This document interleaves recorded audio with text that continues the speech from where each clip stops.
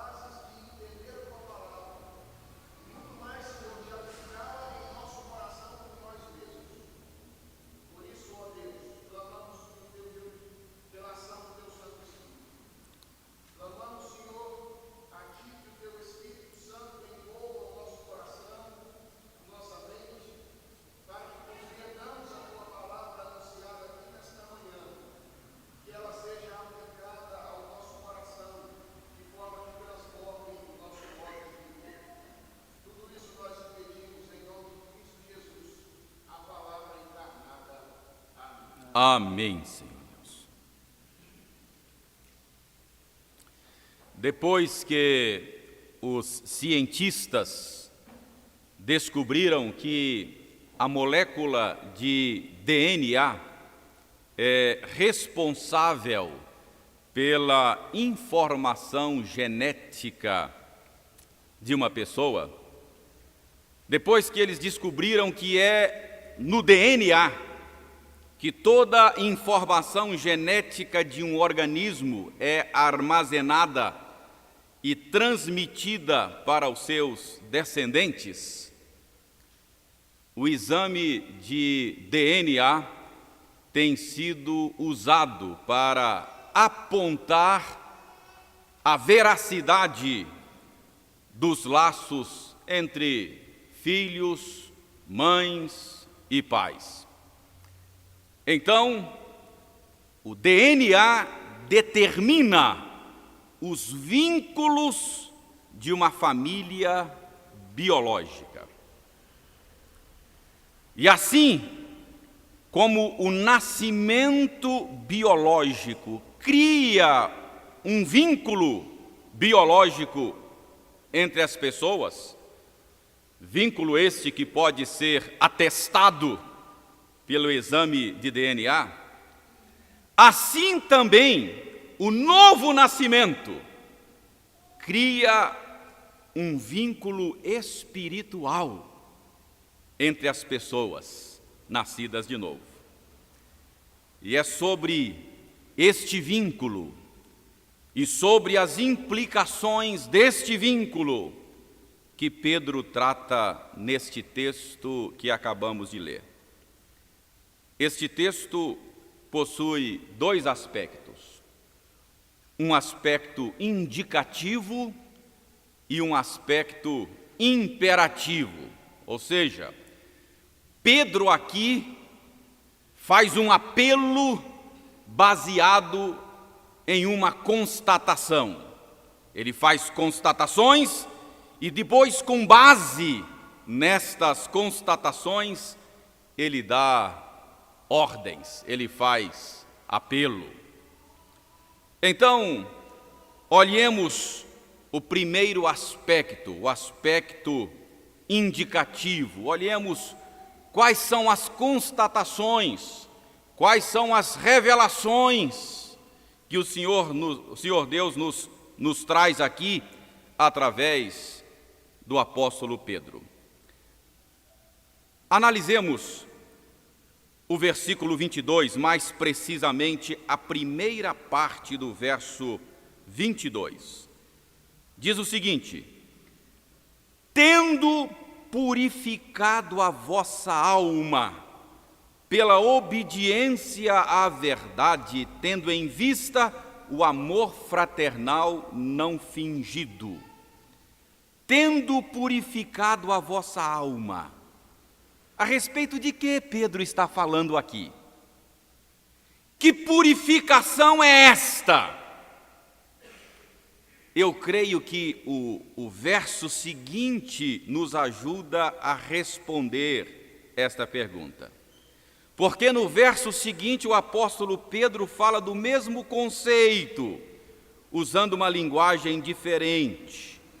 Ele diz: pois fostes regenerados, isto é, fostes gerados de novo.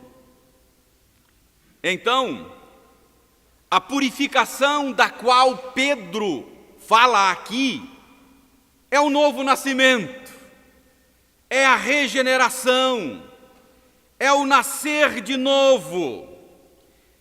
Então, aqui Pedro está fazendo uma constatação.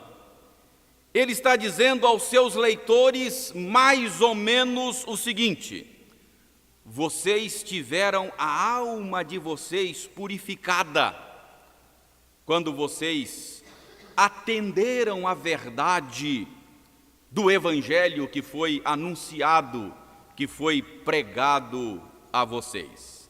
É isso que ele está dizendo. Tendo purificado a vossa alma pela vossa obediência à verdade. Ou seja, quando a verdade chegou até vocês, quando vocês ouviram a pregação do Evangelho, vocês nasceram de novo, tiveram a alma de vocês purificada pelo poder da palavra do Senhor. Notem agora o final da frase que estamos analisando. Ele diz: tendo em vista o amor fraternal não fingido.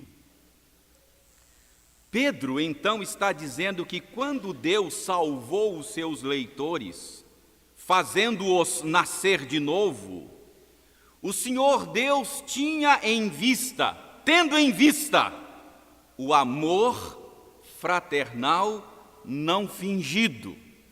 Isto é, o novo nascimento também tem em vista a fraternidade cristã.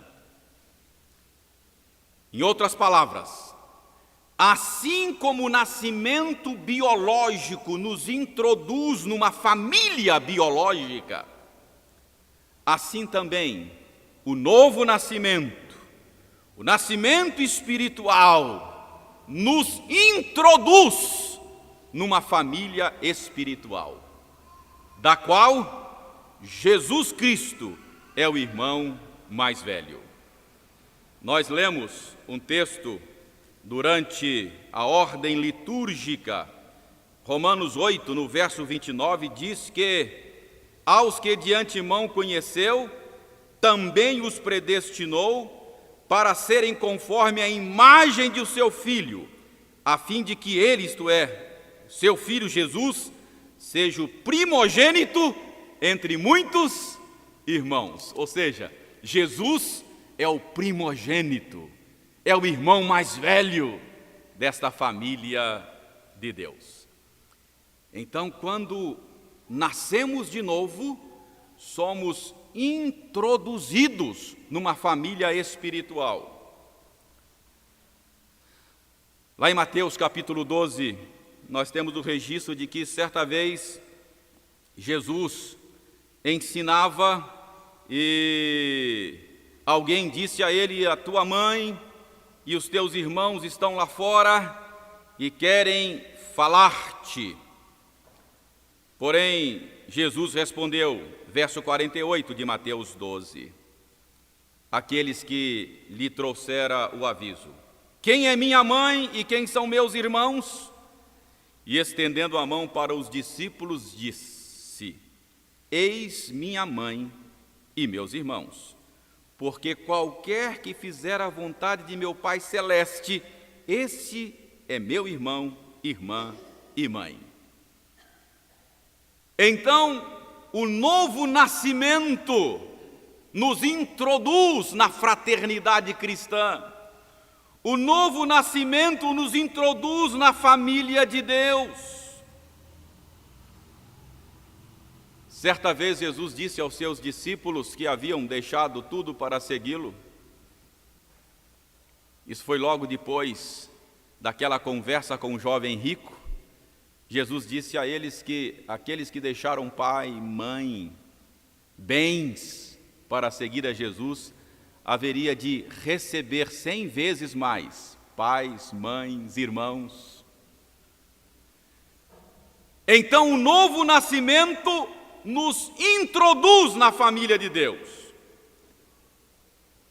E Paulo, escrevendo aos Efésios, que haviam nascido de novo, diz no capítulo 2, verso 19: assim já não sois estrangeiros e peregrinos, mas concidadãos dos santos e sois da família de Deus.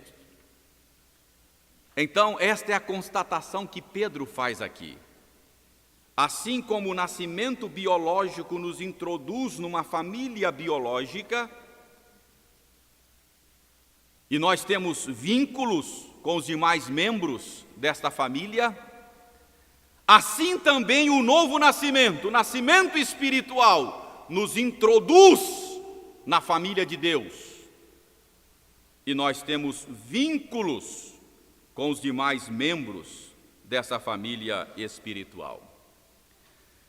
Eu quero chamar a sua atenção agora, analisando ainda esta primeira parte do versículo 22, para o fato de que Pedro adjetiva o tipo de amor fraternal que o Senhor Deus tinha em vista quando nos salvou. Ele chama este amor de amor fraternal não fingido. Ou seja, é um amor que não é hipócrita, não é fingido. Isso significa que o novo nascimento implanta na pessoa uma afeição natural por outros cristãos. Quando nós nascemos de novo, a nova vida que em nós é implantada pelo Senhor Deus, gera em nós uma afeição natural por outros que também nasceram de novo. Há uma identificação natural entre os cristãos. Por isso é que Pedro diz que o amor fraternal ao qual ele se refere aqui é o amor não fingido. Ele é não fingido pelo fato de ser a expressão da nova natureza em nós implantada. É a manifestação da nova vida. Por isso ele é não fingido, pois não é algo meramente externo, não é algo meramente exterior, mas vem do interior. Eu diria, é uma questão de DNA espiritual. Os nascidos de novo têm o mesmo DNA. É possível ter um amor fraternal fingido, que é apenas casca, que é apenas exterior. Mas aqui Pedro está dizendo que quando nascemos de novo, isto nos insere na família de Deus, e nós passemos a ter o mesmo DNA, de tal forma que isso gera em nós uma afeição natural pelos demais membros da família de Deus. Então, meus irmãos, Pedro aqui faz essa constatação. Ele diz aos seus leitores: quando vocês nasceram de novo, quando vocês tiveram a alma de vocês purificada pelo poder de Deus através da sua palavra, Deus tinha em vista a fraternidade cristã. Isso gerou entre vocês e os demais cristãos um vínculo tal que vocês naturalmente têm afeição natural pelos demais crentes. Meus irmãos, notem agora que um outro aspecto dessa constatação que Pedro faz é a eternidade destes vínculos a respeito dos quais ele fala aqui. Pedro faz um contraste entre a eternidade dos vínculos da família de Deus e a transitoriedade dos demais vínculos desta nossa vida temporal. Olha o verso 23. Pois fostes regenerados, não de semente corruptível, mas de incorruptível, mediante a palavra de Deus, a qual vive e é permanente, eterna. E ele cita a Escritura: toda a carne é como a erva, e toda a sua glória como a flor da erva. Seca-se a erva e cai a sua flor. Ou seja, nós vivemos numa esfera marcada pela transitoriedade. Mas mesmo estando nesta esfera marcada pela transitoriedade, a palavra do Senhor permanece eternamente. E esta foi a palavra que vos foi evangelizada. Portanto, mesmo estando nesta esfera transitória e temporal, os vínculos estabelecidos no seio da família de Deus são vínculos permanentes, eternos, porque fomos regenerados não de semente corruptível, mas de incorruptível. Ou seja, o que Pedro está dizendo aqui é que a vida biológica que nós recebemos quando nascemos, biologicamente falando, é transitória, efêmera, é passageira. Todos nós haveremos de morrer um dia. Portanto, os vínculos desta esfera da vida são vínculos corruptíveis, transitórios, passageiros.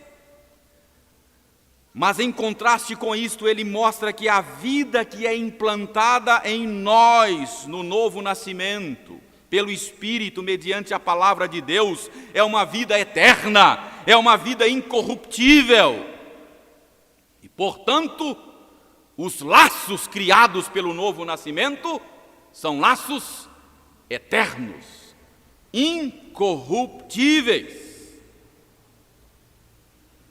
Em outras palavras, se você nasceu de novo, esta é a constatação que Pedro faz.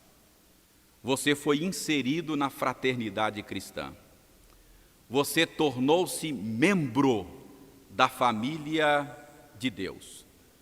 Você tem o mesmo DNA espiritual de todos os demais cristãos.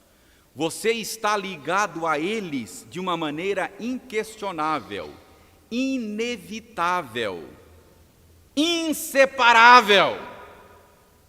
Isto é uma constatação.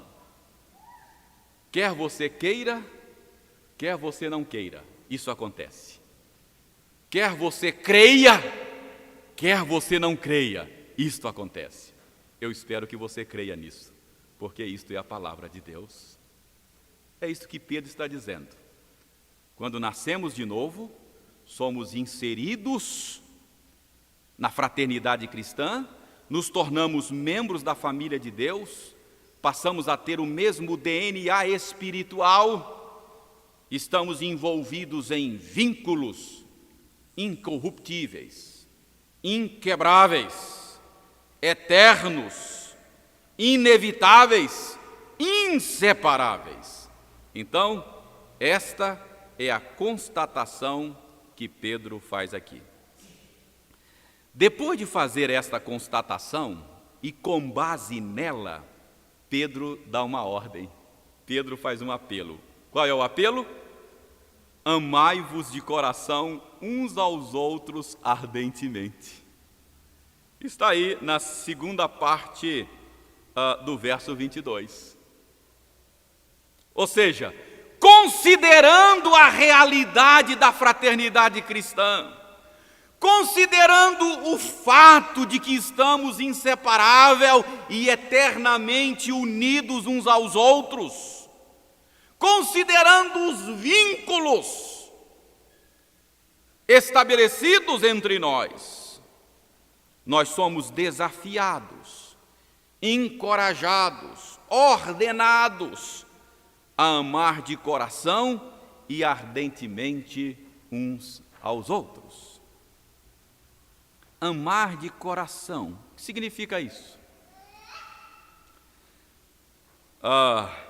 Eu já tenho dito aos irmãos que coração na Escritura, via de regra, não se refere a este músculo que bombeia o sangue para irrigar o nosso corpo. Coração na Escritura, via de regra, se refere à disposição governante das faculdades da alma.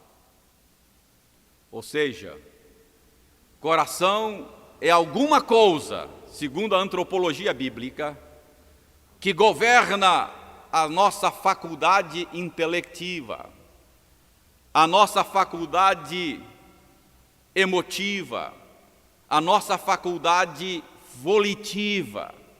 Ou seja, o nosso pensar, o nosso sentir, o nosso agir tem as suas raízes no coração. É por isso que a sabedoria bíblica diz: guarda o teu coração, porque dele procedem as fontes da vida. O seu pensar, o seu sentir, o seu agir brotam do coração. Então, amar de coração é amar com todo o ser, com a mente, com as emoções, com a vontade. É ter todo o ser envolvido nesta ação de amar o irmão. Então, este é o apelo, esta é a ordem. Considerando esta realidade, esta constatação da qual eu lhes falei ainda há pouco, Pedro exorta, encoraja, exige em nome do Senhor: amai-vos de coração uns aos outros. E ele coloca um advérbio: ardentemente. O termo grego ardentemente tem tanto a ideia de intensidade quanto de constância. Por exemplo, lá em Atos, quando nós lemos o relato de que Pedro estava preso e havia oração incessante por ele, a igreja orava incessantemente por Pedro, a palavra é a mesma. Poderia ser traduzido lá por intensamente. Então, o termo tem tanto a ideia de intensidade quanto de constância, permanência. Então, o que Pedro está dizendo aqui é que nós, por causa desta realidade que o texto revela a respeito da fraternidade cristã, devemos amar de coração, com todo o nosso ser, de maneira intensa e constante uns aos outros. Constante, isto é, independente das pessoas e independente das circunstâncias. Então, nesse texto, o apóstolo Pedro faz uma constatação. A constatação é que, ao nascermos de novo, somos inseridos na família de Deus. Ao nascermos de novo, somos inseridos na fraternidade cristã. O novo nascimento nos dá um mesmo DNA. É isso que Pedro está dizendo. Isto é uma realidade incontestável. Tendo em vista esta realidade, Pedro diz: tratem de amar uns aos outros, porque vocês têm o mesmo DNA. Façam isso com todo o coração. Façam isso de maneira intensa. Façam isso de maneira constante. Este é o ensino desse texto. Os vínculos criados entre nós são vínculos incorruptíveis, eternos. Enquanto que os nossos vínculos biológicos, legais, são transitórios. Pertencem a esta esfera somente. O que nós podemos aprender, meus irmãos, com este ensino deste texto? Eu creio que aqui nós temos uma advertência para todos nós. Eu creio que esse texto nos convida, nos concita, nos desafia a fazermos um exame espiritual. Devíamos fazer um exame do nosso DNA espiritual, para saber se somos membros da família de Deus ou não.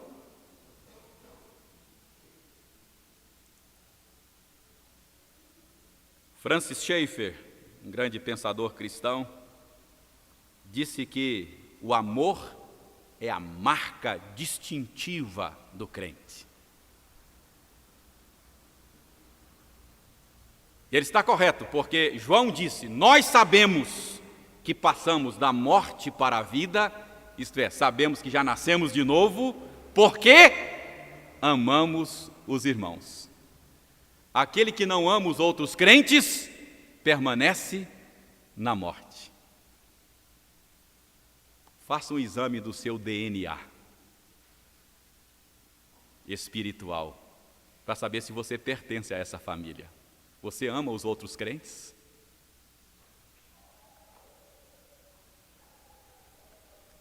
Uma pergunta boa para você entender isso. A sua companhia preferida são os crentes em Cristo Jesus? Ou você prefere estar em companhia de ímpios? Você tem mais prazer na companhia dos ímpios do que na companhia dos crentes? É curioso, tem gente que se diz cristã, mas não tem prazer na companhia dos outros cristãos, preferem a companhia dos ímpios. Cuidado. Se você prefere a companhia de gente ímpia, pode ser que o seu DNA não seja o mesmo da família de Deus.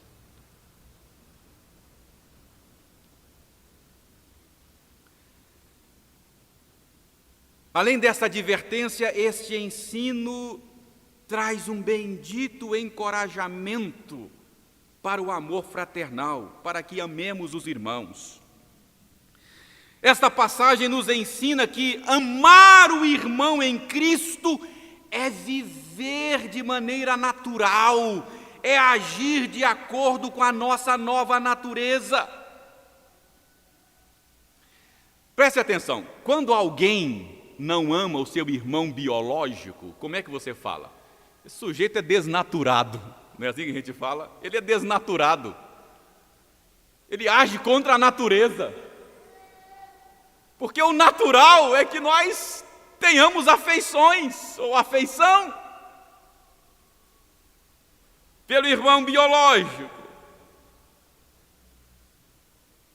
Alguém que não ama, que maltrata, que agride o seu irmão biológico, é chamado de desnaturado porque está agindo contra a natureza.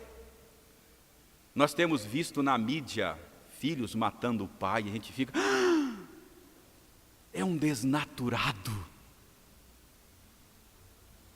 Não é assim que a gente reage? Está correto. Irmãos biológicos podem se desentender, podem brigar um com o outro, mas há algo inevitável que os une. Eles têm o mesmo DNA. Há pouco tempo, eu ouvi de um rapaz cuja irmã sofreu um atentado. Levou alguns tiros, quase morreu. E por culpa dela se envolveu com más companhias, com coisas perigosas.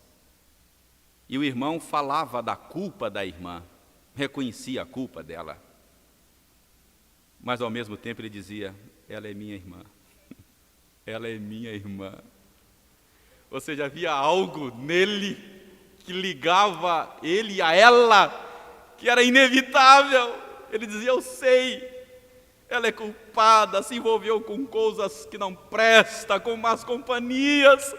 E ele dizia, mas ela é minha irmã, mas ela é minha irmã. Assim também acontece na família de Deus. A gente às vezes se desentende, não é mesmo? Mas há algo inevitável que nos une. Nós temos o mesmo DNA. Não sejamos desnaturados, vivamos naturalmente, amemos uns aos outros de coração e ardentemente. Então, o ensino dessa passagem bíblica nos encoraja ao amor fraternal, porque isso é da nossa natureza. Não amar o irmão é viver de maneira desnaturada. E finalmente, meus irmãos, esta passagem nos ensina que o nosso amor fraternal não pode ser seletivo.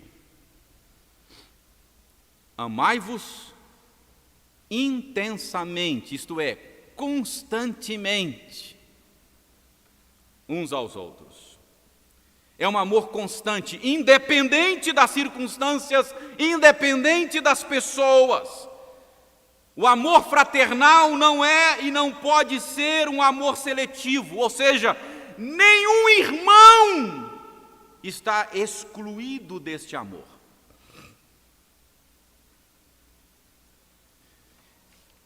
Deixa eu dizer uma coisa para vocês, você pode não gostar de mim, mas vou lhe dar uma notícia, vai ter que passar a eternidade comigo.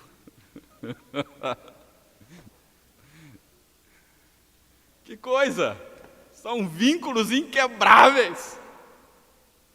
Vai ter que me tolerar a eternidade toda.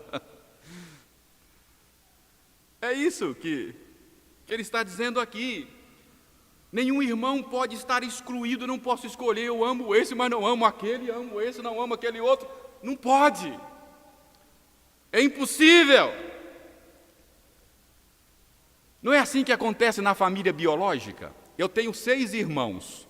Não escolhi nenhum deles. Não, são meus irmãos sem que eu os escolhesse. Assim também na família da fé, a gente não escolhe aquele que é irmão da gente. Deus soberanamente os coloca na fraternidade cristã. Liga-os a mim de maneira eterna. E eu sou desafiado a amá-los. A gente não escolhe irmão biológico, a gente não escolhe irmão na fé. Então, nosso amor fraternal não pode ser um amor seletivo. eu seleciono aqueles que eu amo. Não. É contra o ensino desta passagem. Meus irmãos, que o Senhor Deus nos ajude a entender essas coisas, a praticar essas coisas, para a nossa própria felicidade, mas, sobretudo, para a glória do nome de Cristo. Amém.